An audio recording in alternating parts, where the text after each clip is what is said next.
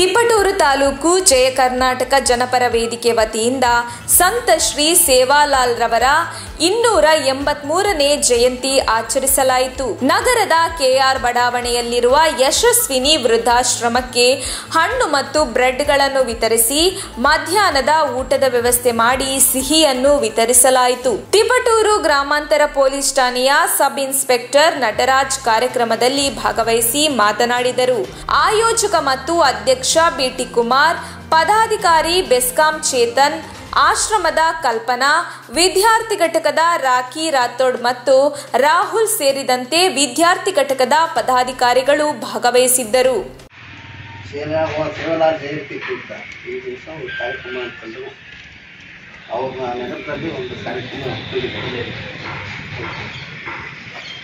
ಇದು ಇತ್ತೀಚೆಗೆ ಒಂದು 5-6 ವರ್ಷದ ಈಚೆಗೆ ಇದು ಪ್ರಪೋಸ್ ಮಾಡ್ತಾ ಇದೆ. ನಾವು ಸೇವಾಲಾಲ್ ಅಂತ ಇನ್ನೂ ಯಾರಿಗೂ ಗೊತ್ತಿರಲಿಲ್ಲ. ಮೊದಲು ಇತ್ತೀಚೆಗೆ ಒಂದು 5-6 ವರ್ಷದಿಂದ ಗೊತ್ತಿದೆ.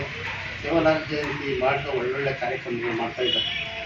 ಇದು ಮುಂದೆ ಹಿಂಗೆ ಯಶಸ್ವಿಯಾಗಿ ನಡೀಲಿ ಅಂತ ಹೇಳಿ ನಿಮ್ಮೆಲ್ಲರಿಗೂ ಆಶಿಸ್ತಾ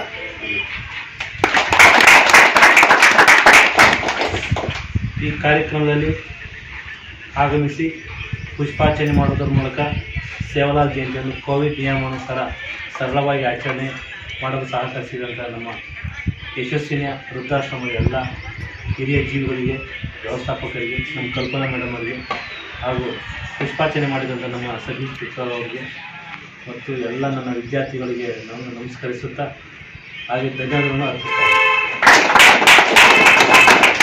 ನಮ್ಮ ತುಮಕೂರು ಮಾಧ್ಯಮದ ವಿಶೇಷ ಸುದ್ದಿಗಳನ್ನು ನಿರಂತರವಾಗಿ ಪಡೆದುಕೊಳ್ಳಲು ಚಾನೆಲ್ ಅನ್ನು ಸಬ್ಸ್ಕ್ರೈಬ್ ಮಾಡಿ. ಕ್ಷಣ ಕ್ಷಣದ ಸುದ್ದಿಗಳಿಗಾಗಿ www.nammathumakuru.com ಗೆ ಭೇಟಿ ನೀಡಿ.